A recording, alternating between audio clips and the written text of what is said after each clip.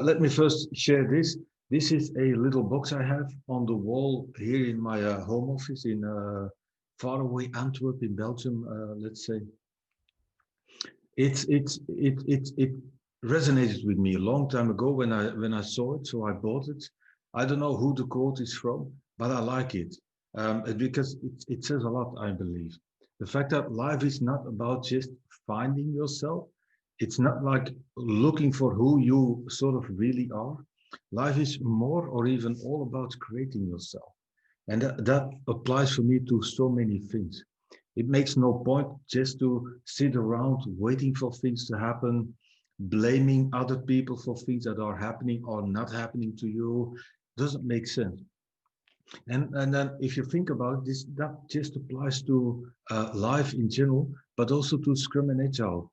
How many people do you know that are involved in adopting Scrum or in Agile transformations that just seem to sit around waiting for things to happen, rather than stepping up, doing something, taking action? Even the smallest step might even help. So I would also say that Scrum is not just about finding it. It will not just magically happen. Scrum is about creating it. So create your own versions of Scrum. Now, in my case of life and my life with Scrum, I hope a lot of people realize that Scrum is turning 25 years old this month. So quite amazing.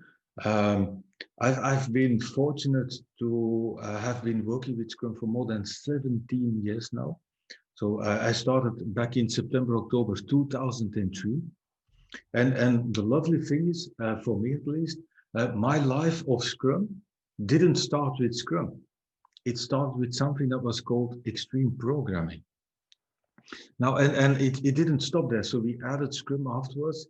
And throughout that journey of 17 years, I felt there's been multiple times that I had to sort of rethink myself, rethink who I am, reinvent almost myself. Although my beliefs and views on Scrum overall have remained quite stable. So, but it's also about creating, finding yourself. And it helped me discover for myself that I like to see myself as what I call a Scrum caretaker, even an independent Scrum caretaker, to make clear that I'm not connected to any sort of fixed type organization. Trying to be totally on my own 2 feet, that helped me the most. So in 2013, around the time that I wrote my first book, I left a large consulting organization. I was doing a lot of work in the Netherlands, and I started my own little company, which is, like you said, Cora, thank you, Ulysses Inc. And then the first thing I did, I partnered exclusively with Ken Schrader and Scrum.org, so the organization of Ken. And in 2016, decided to be out there again, more in the world again, let's say. And I had to think of a title for myself, because you all know that LinkedIn asks you to enter a job title, a position, and so on. Now, I had a company, but it was just a one-person company. It was just me, nobody else. So I could have given myself fancy titles like the CEO of my company, but I was also the CFO of the company. I was also the marketing director of my company. I was also the help desk agent and the support agent of my company. So I decided to let's just go intuitively. I like intuition a lot. Let's go intuitively for something that I feel reflects who I am. That's why I call myself a Scrum caretaker.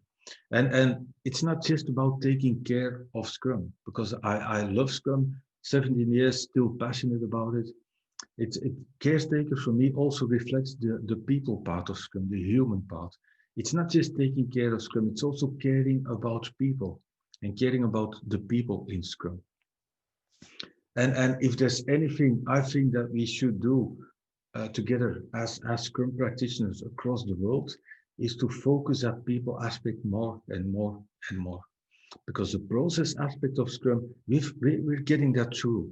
So if 25 years of Scrum has done anything, It's to help people shift from predictive management to empirical management. So that's great. But let's start using Scrum not just to build excellent products, but also help people develop themselves. And that's why I call that I say that I'm on a journey of humanizing the workplace with Scrum. It's an endless journey. It's an infinite journey. It will never come to an end, and it will never be successful. But I will never be able to humanize all workplaces across the world. But I believe that we can do much. And it's good that it's infinite. It's not supposed to be a finite game. It's not a war. It's not about winning or losing. It's about having some sort of purpose. And again, that connects to life is about creating yourself. I found over time that people aspect for me is at the heart of everything I do. That was even before Scrum. It just took some time to be able to realize that.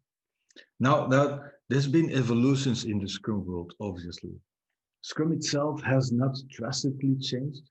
Although if you would read the first paper about Scrum 1995, that's still quite different. It's sort of a sign of the times, let's say. There's been a beautiful paper about Scrum being a pattern language, 1998, so 3 years later. But around the time of the Agile Manifesto and afterwards Ken publishing his first book, Scrum started taking the shape that it has today. So that's cool. That's lovely. Now, remember in those times, Agile Manifesto 2001, I think Ken's first book, Agile Software Development with Scrum 2002. I started with this thing back in 2003. Those were days, at least in where I worked by then, it was Belgium, that we didn't use the name Scrum. We didn't use the name extreme programming. We didn't use the name or the term Agile because nobody knew what it was. Back in 2003, we gave it all funny names. We tried to present it in different names and so on. It was only since, let's say, 2005, 2006 that we started using those names because people started realizing it and recognizing it. So that was cool. And that was also around the time that Ken Schreiber introduced the idea of Scrumviet because he was traveling the world doing classes. I had my first Scrum Master class with Ken Schreiber back in May 2004. So imagine that's 16 years and a half ago. So Ken was traveling the world, a really tiring journey, doing classes, getting the idea of Scrum. He created a certification to get both people to attend classes so that he could merge them into Scrum, let's say. The certification was in a sense only an excuse to do that, which is, by the way, a very good excuse. And after a while, I think he was sort of fed up with the idea that people said, yeah. And he was asking people, do you do Scrum? Yeah. But you know what? Just that thing, daily Scrum, that's too much for us. It's too frequent. There are too many meetings in Scrum. So we do our daily Scrum like twice a week. Okay, and what else? Yeah, you know what? That product owner thing, I know it's very difficult to get somebody to do that. So yes, we use Scrum, but you know what? The product owner thing, we'll add that later on. So and Ken was sort of, let's say in a way, maybe fed up with it. And he created the Scrum but thing. Oh yeah, yes, we do Scrum, but not that aspect of Scrum, and then a sort of workaround is how we do that. Now I honestly am not too sure that was really most helpful approach. It did help getting the idea across of how minimalist Scrum actually is. Because that is a strange contradiction with Scrum. It's a very lightweight framework. It has only a minimal set of instructions and let's say prescriptions. But even then, that seems to be too difficult. So it's so minimal, and yet people have this tendency to leave out stuff. Now, when I was working still at a large consulting company around 2000 and 2011, 2010, 2011, 2012, so I was following up with the evolutions of Scrum.org. Scrum.org was founded back in 2009. I'd been keeping up with everything they were doing. I was working at that large consulting organization, and I was also already working with Scrum and with Ken. I do remember by the time, by the way, I was combining 3 full-time jobs at some point in time. I was what they called the global Agile and Scrum leader within that international consulting company.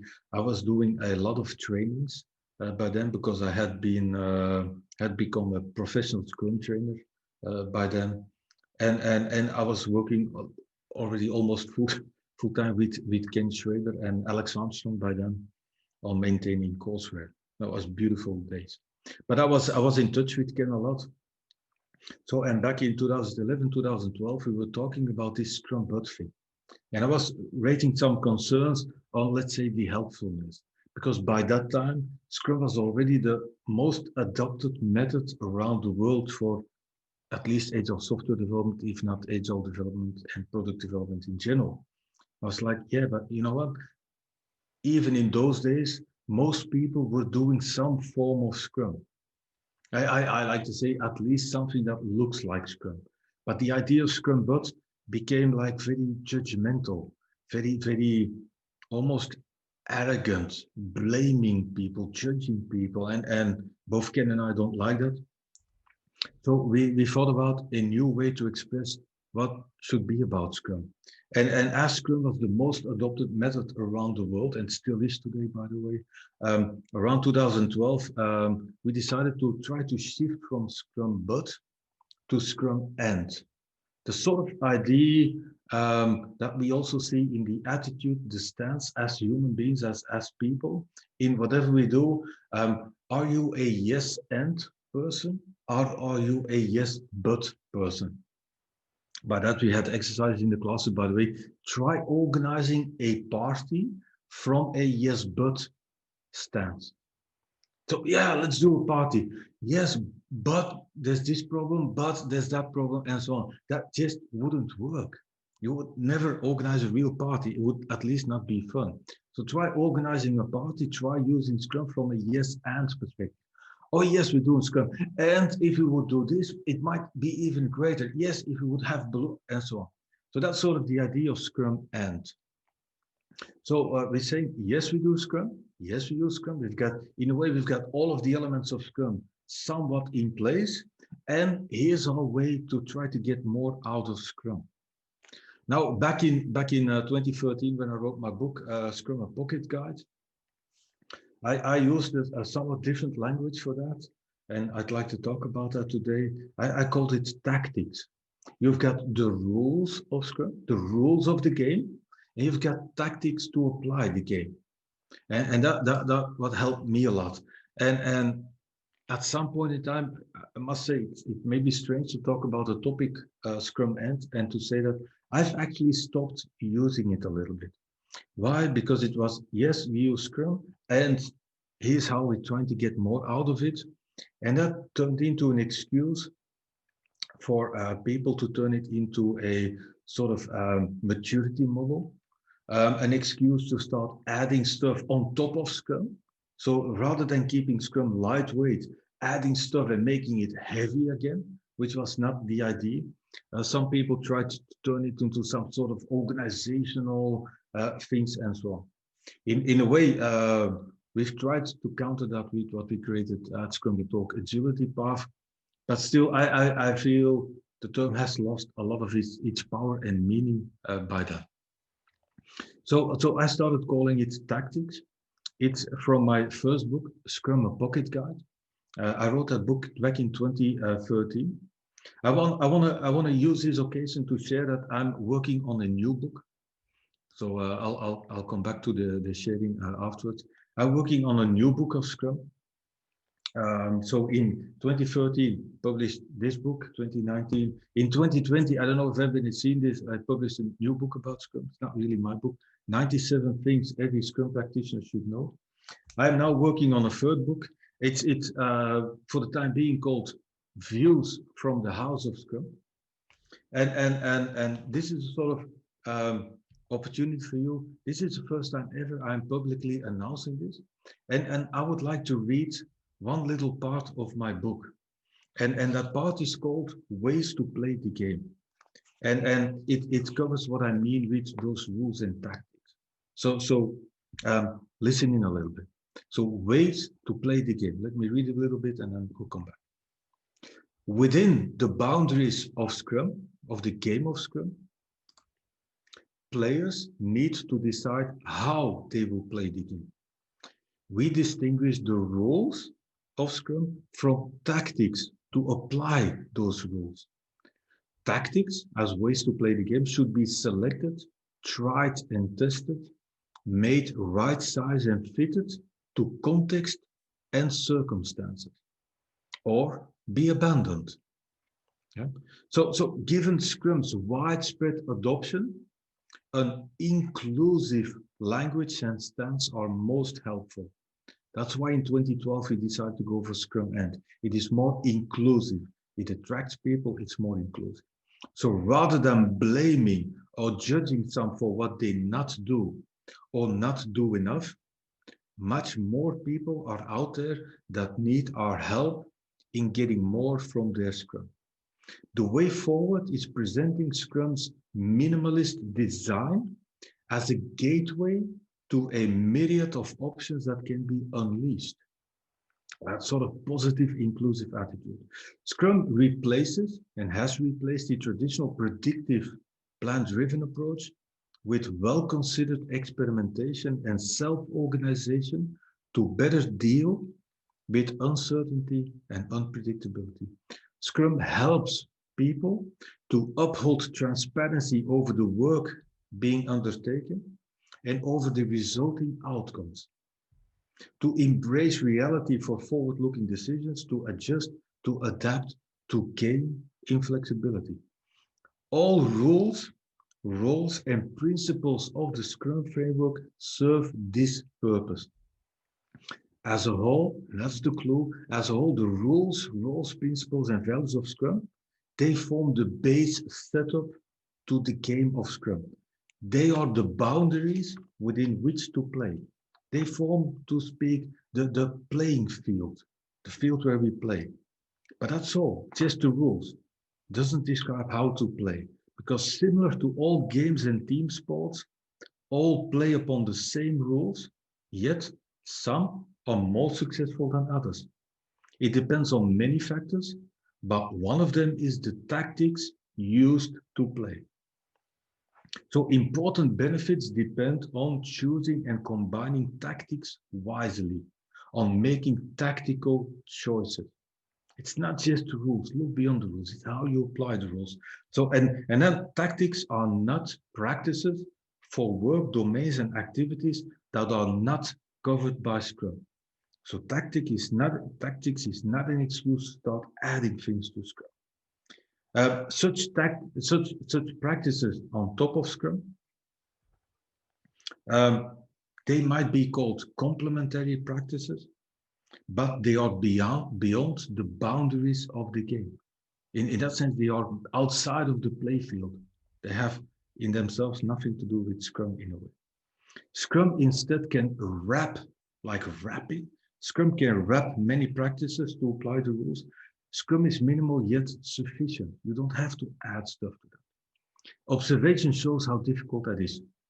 All too often, Scrum is being burdened by stacking practices, rules, phases, roles on top of Scrum. The challenge is to keep the overall system of Scrum consistent and cohesive, lightweight, nimble, and recognizably Scrum. A lot of those things twist Scrum. So tactics make out a specific manifestation of Scrum. So what Scrum describes in the Scrum Guide are just the rules. Every actual implementation of Scrum can look differently, and it should look differently. It's still Scrum, it's recognizably Scrum, but it's a specific manifestation.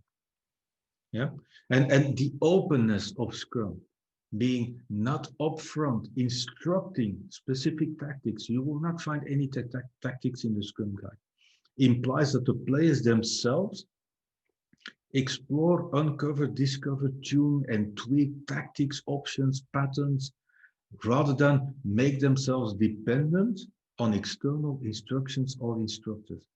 Think again, life or Scrum, much like life, is not about finding it, it's about creating it yourself. That makes it not easy, but it's the only good path that we should take. That requires thought and discipline. It is easier, it's more convenient to rely on external parties or methodological prescriptions, but that would not help if you want to optimize for value in your specific context at your specific time. Scrum is a framework.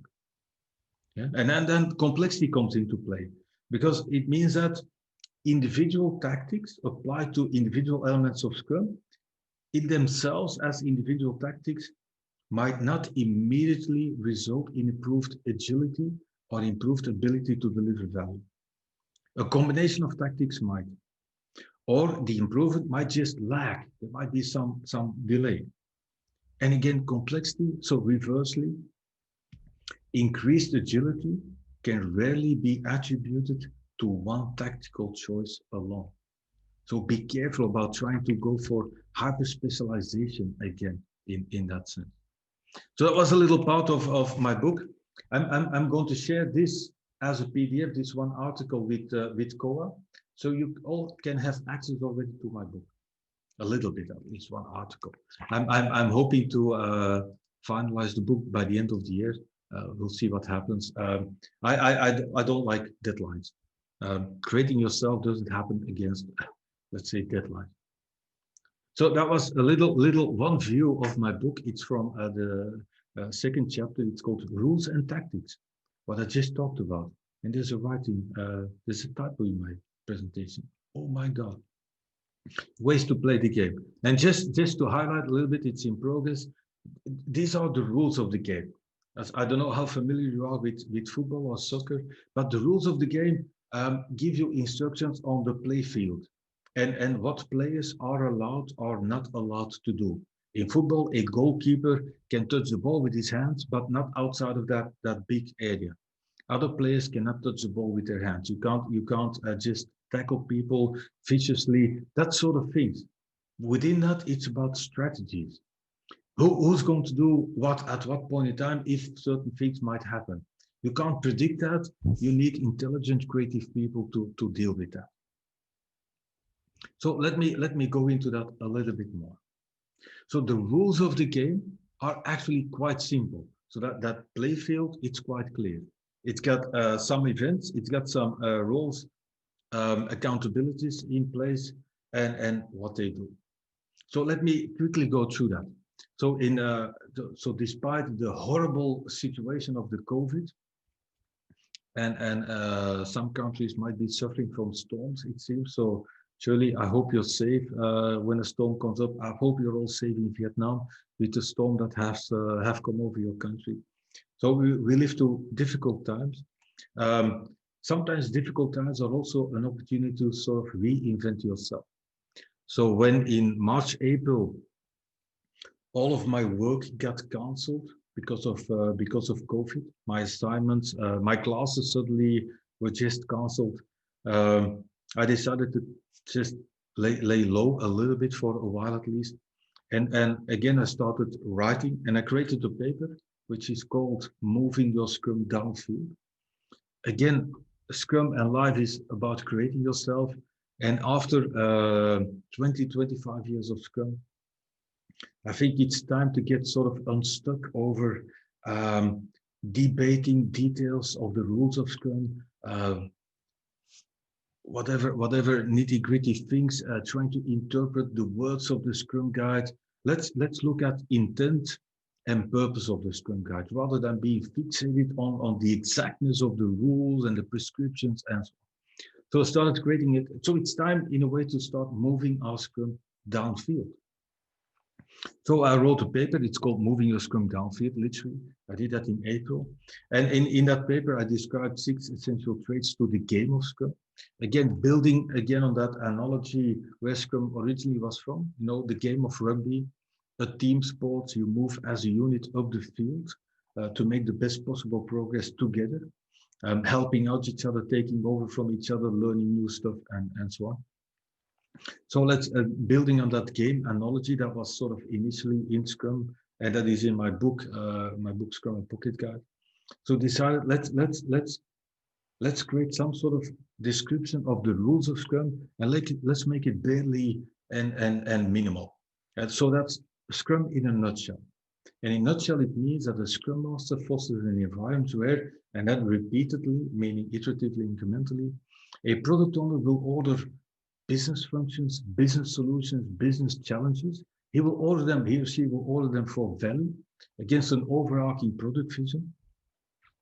And that's how it is in my paper. I just added that he or she does that in a product backlog to that, just for this presentation. And then the Scrum team creates valuable increments of work. So pulling work from that product backlog into a sprint backlog and using that to create valuable increments of work against an overarching sprint goal. And then all players figure out what to work on next, what is most important to do now, and how can we best organize for that. In general, in terms of standards, practices, again, tactics. So that's just the essence of Scrum. Those are the rules of Scrum, sort of the play field of Scrum. Yeah, and then what I call tactics. So how to apply the rule. Let me give some examples of tactics. Hope that you will get this. A very important tactic and one, or at least tactical choice. And that is the one that is missing, I would almost say everywhere when companies adopt and introduce Scrum, is knowing your product. Scrum has a product owner. Scrum has a product backlog. Scrum is rooted in that paper from 1986 that introduced the game analogy, the team sports analogy, the new product development game. So Scrum is a way to organize for complex work, often product development.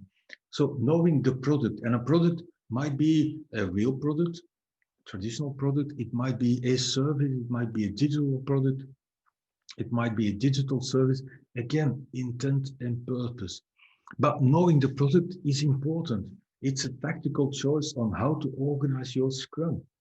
Most, certainly large organizations I know, they are working on very small parts of products. Nobody's minding the overall end-to-end value stream or the delivery of value, overall start to finish for end users, consumers, and so on. So knowing the product, that will define the scope, the span of your backlog. It will define the mandate, the decision mandate, the ownership of the product owner.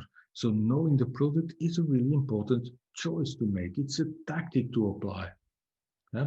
Development practices, important tactics.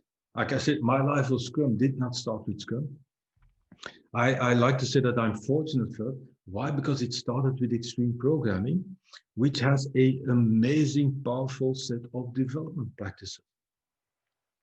Pair programming, test-driven development, continuous integration, refactoring, you name it. You can development practices as a tactic to apply within Scrum. Again, Scrum can wrap many practices. Those are tactics to play the game. They don't change the how Scrum looks like, how Scrum feels like. It's the resulting system is still recognizably Scrum. So development practice nowadays, DevOps. That might be a strategy to apply to your development within Scrum. So DevOps is a set of practices, a culture, a mindset that can be wrapped by Scrum. CI, continuous integration, CD, continuous delivery, all beautiful modern development practices sets that can be wrapped by Scrum. But you apply them within Scrum. Yeah, removing the tea leaves. It's a sort of analogy that I have. It's also going to be in my new book, by the way. So keeping your product backlog almost minimal. Yeah. In that sense, removing the tea leaves. I don't know how much you like drinking a cup or a glass of tea, but imagine you have a glass of tea. You've got you're working with a tea bag for that, and the tea bag is torn, and you've got tea leaves in your tea. What would you do with those tea leaves? You would remove them. because they make a messy product. It's not a tasty product anymore. Because what's the problem with tea leaves? Once you leave your cup alone, they stink to the bottom. Yeah, still not nice, but at least they're at the bottom. You pick up your glass to drink, or you stir it, or whatever, and they come up again. That's a messy product. You would remove the tea leaves. Do the same with your product backlog. If you have all those things somewhere at the bottom of your product backlog that only come up because you start stirring things, but in the end you don't do them anyhow, you don't drink them, they float again to the bottom. Get them out. It's an implementation of the idea of maximizing the work not done. That is a tactic. That is a tactic to manage your product backlog. Scrum only says you need a product backlog in place with an ordered list of work that is deemed valuable by the product owner. Scrum doesn't describe what sort of rules, tactics to use to manage your product backlog. Well, remove the tea leaves. That's a great idea. User stories. Are you using user stories for your product backlog? Yes, no. Maybe user stories are more like requirement stuff. Maybe that's more on the side of development. Maybe your product owner would be better off keeping product backlog up to the level of really business challenges, business problems, things that the product owner would like to see solved, and then work with the development team on how to further decompose that into work.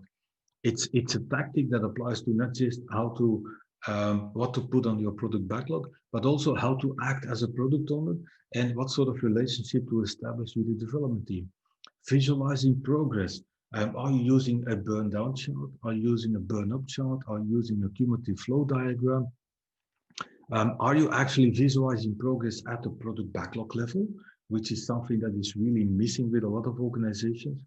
It's why in the second edition of my book, I reintroduced the idea of release burn down charts.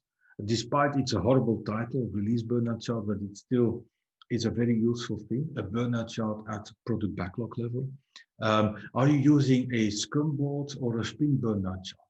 How are you visual? That's a tactic. That's a tactical choice. Scrum only says to have a product backlog and a sprint backlog in place and to manage progress and visualize that. Well, how to do that? Are you using a Scrum board and a sprint burnout chart? That's overhead. They serve the same purpose. Make a choice. Maximize the work not done again. Yeah. Are you using story points for estimates? Are you using something else? T-shirt sizing, animal sizing, whatever you run into. Are you working with something like velocity? Velocity is not mandatory in Scrum. It's a tactic. It's a sort of practice within Scrum that covers what the Scrum Guide calls past performance. It's not even mandatory. It's not a mandatory practice. Use it as a tactic to get more out of the game. And if it doesn't work, abandon it. Yeah? Planning poker for a good tactic to do collective estimation, yeah, against a shared understanding. Are you doing your daily Scrum standing up? That's a tactical choice. It's tactic to apply. Scrum only says to have a daily Scrum. We like you to know the purpose of the daily Scrum more than how you would want to do it. That's your choice. You can do your daily Scrum running around. You can do it hanging upside down. You can do it by taking a walk outside, which, by the way, is a really good idea. Yeah? So there's so many things, so many tactics to apply. So the rules of Scrum are very simple. The benefits, the advantages you will get out of your Scrum will largely depend on the tactics you choose to apply. And that's a choice. Scrum cannot tell you what you should do, how you should do that. You should make that fit to your context and even at the timing. Tactic, how to deal with the roles. Are the accountabilities of Scrum as defined by Scrum, are you enacting them full time? Or do you also have to combine it with other jobs? Or do you also have to be part of different teams and different projects? So are you full-time context switching? Yes, no. Tactics on how to apply the roles, the accountabilities defined with Scrum. Product backlog refinement, I describe it in my book as it's a tactic. It is not necessarily mandatory. It might be helpful, but I see nowadays that way too many teams, way too many organizations, spend way too much time on product backlog refinement. Trust yourself, believe in yourself. You can do this with only doing Scrum sprints and sprint planning to get all the work identified that you need to do. So I would prefer to take more time for sprint planning, and you can take up to 8 hours, by the way, rather than doing too much product backlog refinement and thereby try to limit your sprint planning to just half an hour. So that's a sort of not so really great. Now, that's the last thing. What I've called in my article, what I've called complementary practices. Complementary practices are practices for which Scrum has no rule, no artifact, no event, no accountability in place. Yeah. So user story mapping, sort of between brackets, you could say that as a possible visualization of your product backlog, but still it's not an ordered thing. Useful, not prescribed by Scrum. Business modeling, how to do market research, how to conceive your products, how to do competitive analysis, how to check in with customers about customer satisfaction, business cases, all those things, a lot of product management work. It's a complementary practice. It's something you do outside of the playfield. It's not something you do on the playfield. So, and long time ago, those tactics, that was what I meant with Scrum end. Yes, we do Scrum and we know our product, and our product is actually the end service, or our product is an experience, or our product is a product, actually a product bundle, or our product is unfortunately just a little part of an existing product. It's a component, and unfortunately thereby maybe our teams are also component teams.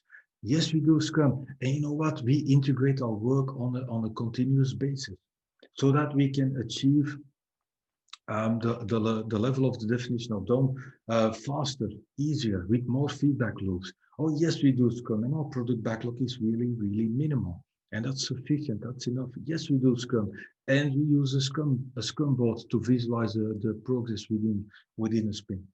You know, that was the idea of Scrum end. And then it sort of got blown by people seeing it as maturity. Oh, yes, you do have to do Scrum. And then beyond this, you have to do. That was not really the idea. So the combination of the play field and the tactics, rules and tactics, that is what you need to maximize your Scrum. You don't have to add stuff to that. You don't necessarily have to scale Scrum. Maximize Scrum first, which is more helpful. So this is how I look at Scrum end, a little bit of the history, and so I'm trying to stick to the terminology I introduced with my book, rules and tactics, and the rest are complementary practices. This is beyond Scrum, they're outside of the playfield. So I want to thank you very, very much for listening in. I hope it was useful. I wanted to bring a little bit of clarity over what we mean with Scrum end, where it comes from, and how I look at it nowadays. So rules and tactics, always keep going back. It's sort of, I know that Ken likes to use the analogy with a game of chess a lot. The game of chess, simple set of rules, and infinite possibility of combination of tactics. Oh yeah, first I make this move and then I make that move and so on. So look at it like that. You've got a team of players on the field. They will decide how to move. They make sort of tactical choices, even potentially on the field. Yeah. So just think about it. And then my only invitation is, as a Scrum caretaker, keep creating yourself in a way, keep creating your Scrum, keep learning, keep improving, keep Scrumming. Join me in helping people moving their Scrum forward. Join me in using Scrum as a great tool to humanize the workplace.